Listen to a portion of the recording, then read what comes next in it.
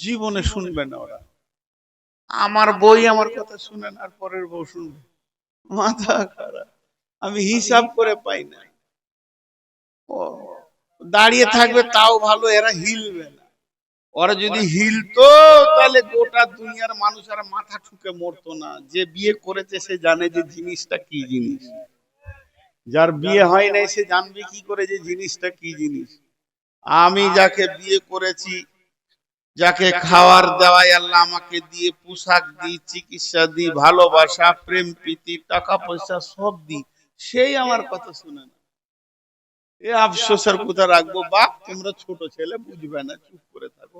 ও জিনিস আলাদা জিনিস, আল্লাহ দিয়েছে দেখে ভালো লাগছে, দুনিয়া কাটিয়ে লাও, ছেড়ে দাও। ওদেরই বায়ান চলছে, এক চুল হিলাতে পারবে না। যাও, আমি বলে দিছি, মা আমার, বোন আমার, বেটি আমার, খালা আমার, সামনের দিকে আগিয়ে বসে, পেছনটা ছেড়ে দেন আল্লাহর ওয়াস্তে।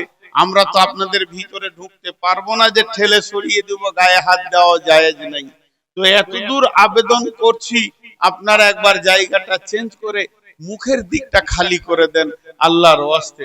জান হয় নাই, দেখে আসেন, রিজাল্টটাও দিয়ে দিচ্ছি সঙ্গে সঙ্গে। একটু হিলে নিলে, একটু হিলে নিলে, জি